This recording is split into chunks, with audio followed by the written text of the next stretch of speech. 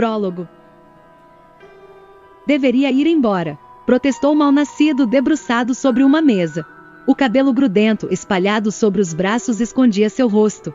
Heitor deu um riso descontente. Ele acabará de entrar em um puxadinho onde se guardava os tonéis de carvalho que estavam vazios, no fundo do salão da taberna da Aissa, a mais fedida de Porto do Leste. Heitor olhou por sobre os ombros para estudar melhor o ambiente.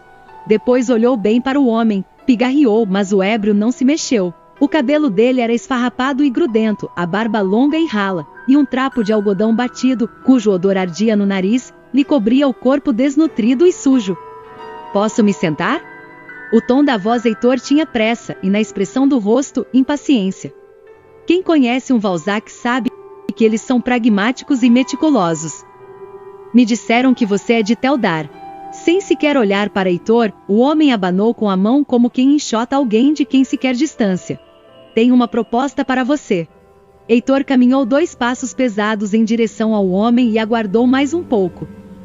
Erguendo os cílios sonolentos, o maltrapilho viu a sombra do Valzac projetada sobre a tampa da pequena e robusta mesa sobre a qual ele se debruçava. Porém, não esboçou interesse no enorme homem à sua frente. Chegou a hora de ser bem mais que um bêbado. A voz de Heitor sussurrou perto do rosto do homem. Você tem deveres a cumprir.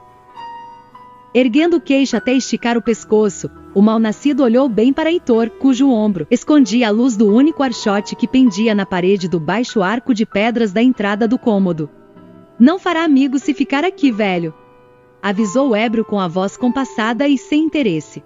Não procuro amigos, procuro respostas, afirmou Heitor com impaciência. Empurrando para trás da cabeça o capuz que cobria seus longos cabelos prateados, o Valzac escanchou-se em um banquinho de tronco de carvalho negro, bem de frente para o traste. Depois de chupar as bochechas flácidas, o homem deu um risinho zombeteiro. Tentou aprumar o corpo, mas bamboleou o tronco e debruçou-se novamente sobre a mesa. A balbúrdia e a extravagância das conversas e das gargalhadas se misturavam com o som de banjos e flautas que vinham de um pequeno tablado ao lado do balcão onde alguns homens bebiam. A taberna da Aissa era um grande porão que foi inaugurado há alguns anos debaixo de um armazém na Rua das Gaivotas, no cais de Porto do Leste. Um lustre enferrujado com 6 grossas velas de sebo, pendurado por 4 correntes grossas no teto de madeira, era a única fonte de luz. O lugar era imundo, porém, ninguém se importava.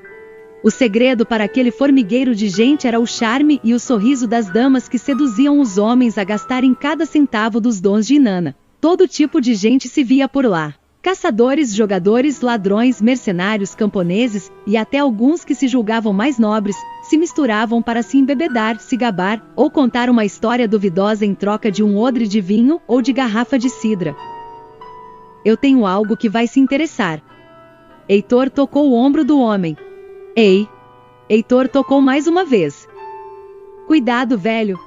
Atrás de Heitor roncou uma voz compassada. Enquanto olhava por sobre os ombros para ver quem era, o Valzac desceu a mão até tocar o cabo do punhal preso na perna longa da bota. O homem curvou o tronco magro, atravessou o arco de pedras e andou 2 passos curtos. Esse aí já foi a Tenebra, falou com um banido, e saiu de lá montado em um nuinique. A entonação da voz era de zombaria. Conta pra ele. Ainda debruçado, o mal-nascido meneou a cabeça. Me disseram que você já foi um grande caçador das montanhas de Quenar, elogiou Heitor, tentando atrair o homem para uma conversa. Ele já foi. Lamentou Magricela, tentado aprumar-se. Mas agora inventou uma história tão maluca que vai preferir esquecer. O homem gargalhou exibindo os poucos dentes que lhe restavam.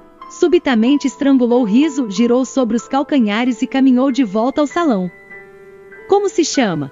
Indagou Heitor com a voz amigável. Lanús de Teldar. O homem ergueu os olhos. Com a ponta dos dedos, Heitor apertou o nariz. O bafo de Lanús embrulhava o estômago. Vim ouvir a sua história.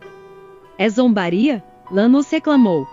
Eu não me importo com o que pensam, eu sei o que vi, afirmou com a voz abafada pela mágoa. Eu acredito em você. Lanús ergueu a cabeça rapidamente. Dava para ver pelo espremer dos olhos que ele desconfiou de Heitor, e o risinho dele confirmava que sim. 10 dons de Inanna em ouro, se me disser só que quero saber, Antecipou-se Heitor, atalhando a conversa. Lanús aprumou-se. O que quer saber? Indagou como se a oferta de pagamento em ouro lhe curasse do porre. Detalhes do que você viu. Heitor vigiou por sobre os ombros. Lanús concordou com a cabeça. Eu vi um banido. A voz do homem extingue-se quando ele arquejou os lábios. Heitor percebeu que o medo vivia nos olhos daquele homem. Lanús engoliu seco. Ele era como um homem. Os ossos do rosto dele pareciam colados à pele seca e enrugada. Seus olhos eram avermelhados, e nas mãos há tantas rugas que elas se dobram uma sobre a outra. Lanús respirou profundamente. Eu não queria descer até o lago, mas os outros continuaram. Só sobre a criatura. Heitor antecipou-se. Lanús engoliu saliva grossa. Encontramos tenebras sem querer. Descemos a floresta de pedras e carvalhos, descemos até o Lago Vermelho. Quando subimos a escadaria do templo, fomos cercados por 4 banidos, cada um montava em Nuinique. O tom da voz dele sugeria que ia chorar. Heitor estudou bem Lanús. Como vocês conseguiram escapar? A indagação provocou um breve silêncio. Não escapamos, confessou Lanús. Depois de responder, seus olhos pareciam perdidos. O líder dos banidos me deixou sair. Heitor espremeu os olhos como quem quer entender. E os outros? Heitor inclinou-se e segredou. Onde eu encontro os outros? Lanús negou com a cabeça. Foram aprisionados. Havia amargura nas palavras dele. O banido me ordenou que contasse essa história para quem encontrasse. As ampulhetas do Mantrion marcarão o tempo, mas preste bem atenção quando setembro chegar. Olhe bem para a última lua cheia de inverno. Ela ficará sem sua luz. Os dias de Inanna estão contados. No próximo setembro escuro, a Caia montará seu Nuinique, os banidos voltarão ao berço e os Zords voltarão a ser os basilaris do Mantrion. Heitor esperou, mas Lanús encerrou as palavras. Foi Taissa quem mandou me avisar sobre você. Quando ouviu sobre Taissa, Lanús encarou Vaniriano como quem se assusta. Deveria saber que nada escapa do conhecimento da deusa. Está na hora de ir, velhote. A voz de Aissa roncou em tom doce dentro da alcova. O riso de Heitor espalhou a barba grisalha, espremendo os olhos enrugados do Valzac. Velhote, resmungou com a voz gentil. Jogando o queixo sobre o ombro, pela penumbra dos olhos viu a mulher. Aissa tocou-lhe o ombro. Sabe que não deve demorar aqui. É muito arriscado para o nosso povo. A voz dela tinha um tom preocupado. Lutando contra os joelhos, Heitor ergueu-se, trocou um breve olhar com a bela mulher de cabelos pretos, olhos graúdos, rosto harmonioso, cintura fina, e as belas coxas torneadas na calça de couro batido. Tenho um trabalho para você. Heitor disse virando-se para Lanús. Será bem recompensado. Não, o homem meneou a cabeça. Não, havia um tom de desespero na voz dele. Eu não vou voltar lá. Vai sim. O olhar de Heitor saltitou entre o Lanús e Aissa, parou em Aissa.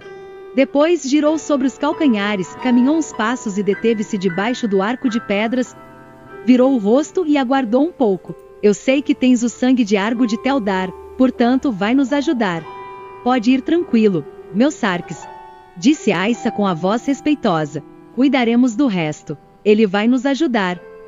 É claro que vai. Heitor seguiu em direção à saída da taberna.